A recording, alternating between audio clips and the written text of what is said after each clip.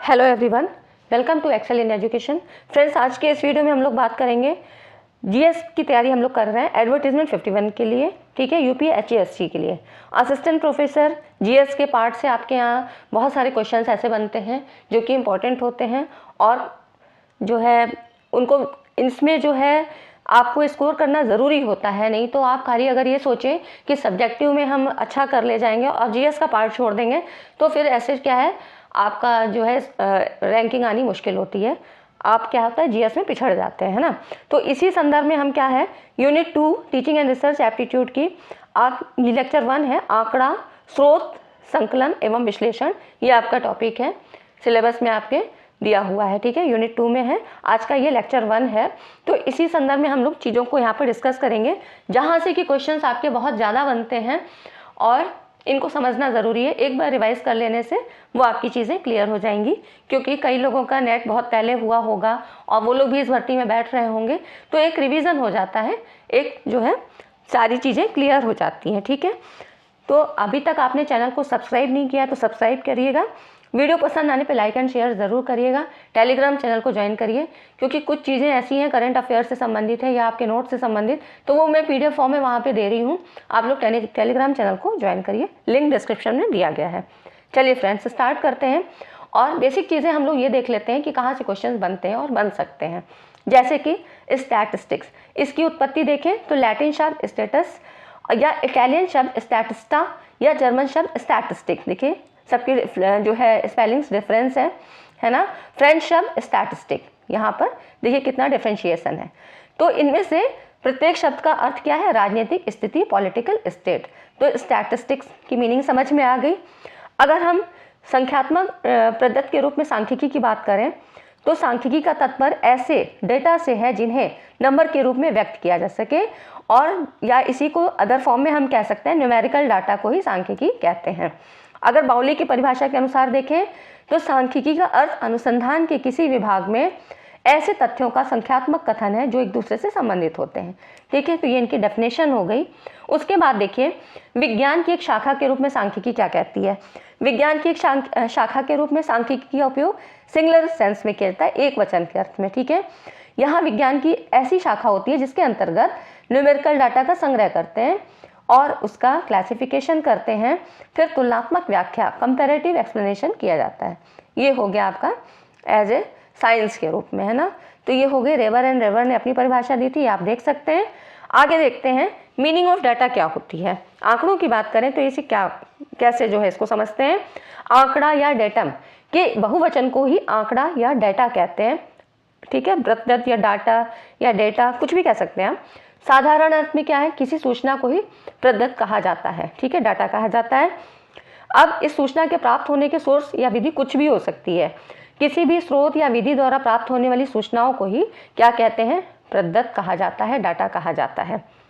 अब रेवर एंड रेवर ने परिभाषा दी कि किसी प्रयोग या अध्ययन से प्राप्त प्रमाण या तथ्यों के समूह को ही हम प्रदत्त कहते हैं, डाटा कहते हैं। नेचर ऑफ डाटा की बात करें तो ये कैसे होता है। प्रदत्त क्या है, वास्तव में तथ्यों का संख्यात्मक रूप है, संख्या के फॉर्म में होता है, जो समूह के विभिन्न सदस्यों के गुणों और विशेषताओं को इंगित करते हैं, ठीक है।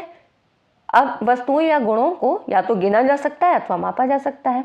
कोई चीज़ अगर मेज़र नहीं की जा सकती है तो हम उसको क्वालिटी के रूप में बताएंगे, और किसी को मेज़र कर सकते हैं तो उसको माप सकते हैं विभिन्न टूल्स के द्वारा। जब वस्तुओं को गिना जाता है तो क्या है, जो भी रिजल्ट आता है वो फ्रीक्वेंसीज के रूप में आता है, और इसे ही इन्यूमरेशन डाटा या क्वालिटेटिव डाटा कहते हैं, ठीक है। हिंदी में थोड़े वर्ड मुझे टफ लगते हैं तो मैं इंग्लिश में बता रही हूँ। इन्यूमरेशन डाटा या क्वालिटेटिव डाटा कहते हैं। अब जब वस्तुओं को मापा जाता है, जो सेकेंड फॉर्म है वो क्या है, तो जब वस्तुओं को मापा जाता है, मेज़र कर सकते हैं, तो मेज़रमेंट के रूप में जो रिजल्ट आता है उसे हम मीट्रिक डाटा अथवा क्वांटिटेटिव डाटा कहते हैं, ठीक है, मात्रात्मक डाटा या क्वांटिटेटिव। तो क्वालिटेटिव और क्वांटिटेटिव अलग अलग होते हैं। इसको ऐसे समझते हैं जैसे कि कोई एक अपार्टमेंट है, वहाँ पर अलग अलग परिवार के सदस्य रहते हैं, उनमें से कुछ हिंदू हैं, मुस्लिम हैं, ईसाई, इस तरह से अलग अलग कैटेगरी में बांटा गया, ठीक है। तो अब ये कहा जाए कि इतने हिंदू हैं, इतने मुस्लिम हैं, ऐसे अगर इनको हम काउंट करके बताएं तो ये क्या होगा, ये गुणात्मक पद्धति का उदाहरण होगा।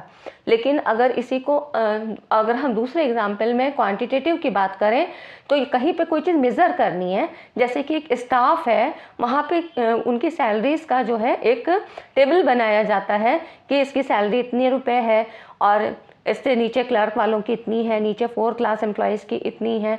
तो ऐसे क्या होगा कि यहाँ पर मेज़र कर सकते हैं चीज़ों को, जो है ऐसा जो है इन्फॉर्मेशन मिल रही है, तो ये क्या होगा, मात्रात्मक जो है डाटा होगा, क्वांटिटेटिव डाटा होगा। ठीक है, तो ये हो गया आपका।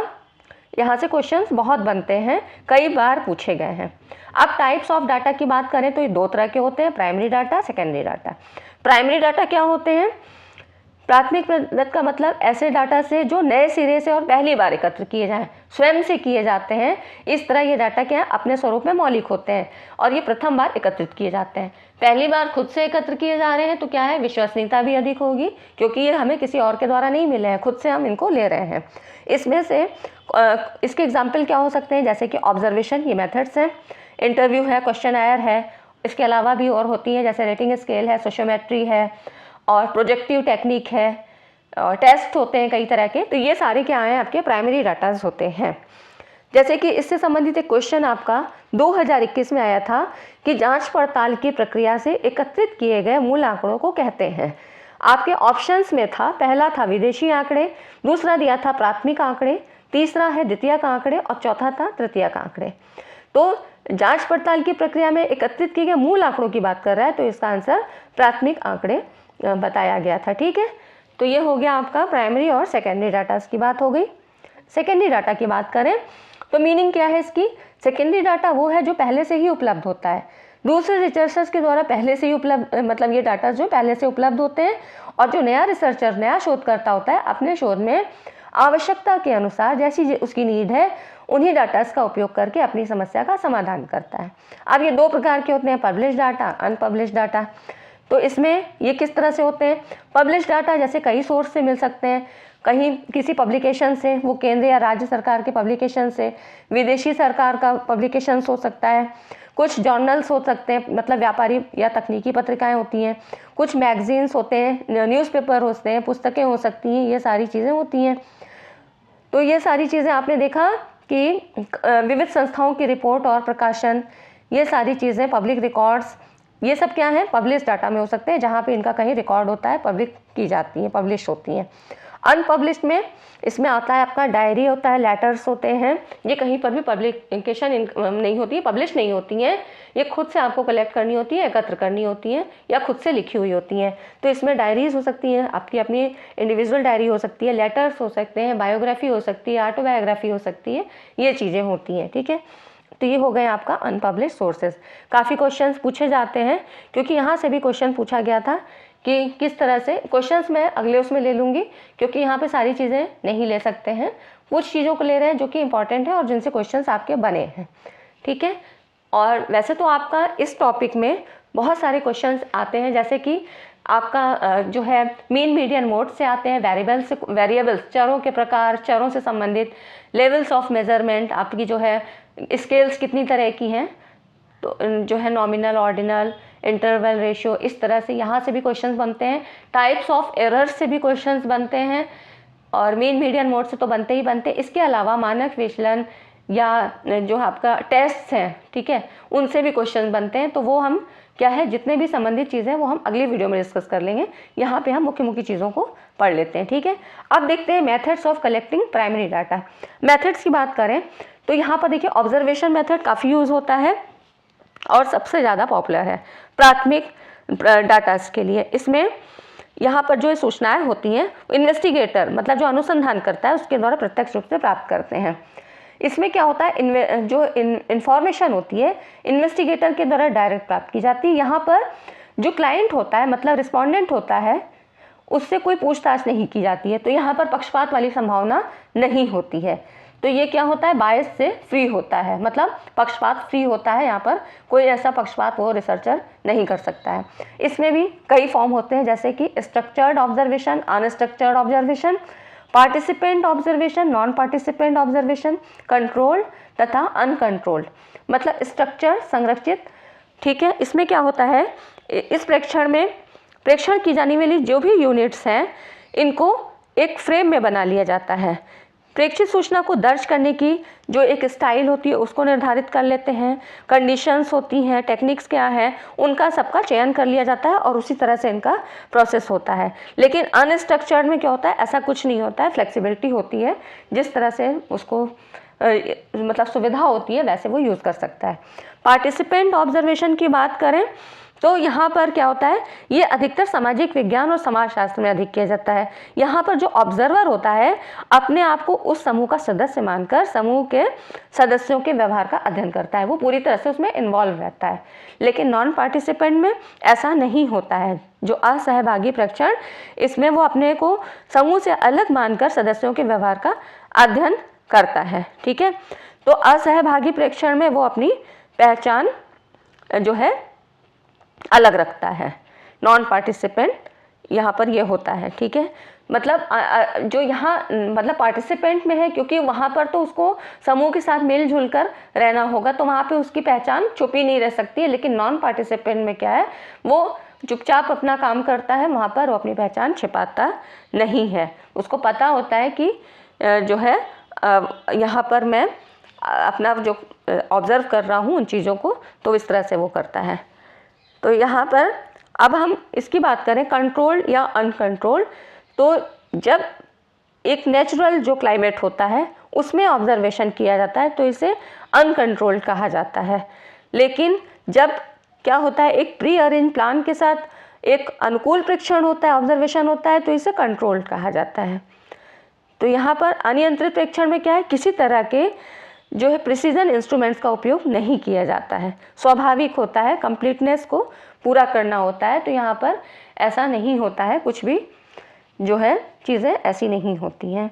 ठीक है, तो ये हो गया आपका कंट्रोल और अनकंट्रोल ऑब्जर्वेशन मेथड आपका हो गया, तीनों मेथड्स देख लिए। अब उसके बाद देखते हैं इंटरव्यू मेथड। इंटरव्यू में क्या होता है, यहाँ पर इस विधि का उपयोग क्या आता है, पर्सनल इंटरव्यू तथा टेलीफोन साक्षात्कार, मतलब दोनों तरह से हो सकता है। पर्सनल फेस टू फेस रह के भी कर सकते हैं या टेलीफोन के माध्यम से भी कर सकते हैं। इसके भी दो प्रकार होते हैं, स्ट्रक्चर्ड और अनस्ट्रक्चर्ड। वही चीज़ें हैं। स्ट्रक्चर्ड में क्या होता है, साक्षात्कारकर्ता क्या है, एक दृढ़ कार्यप्रणाली के अंतर्गत इंटरव्यू से पूर्व निर्धारित आकार और क्रम के अनुसार प्रश्न पूछता है।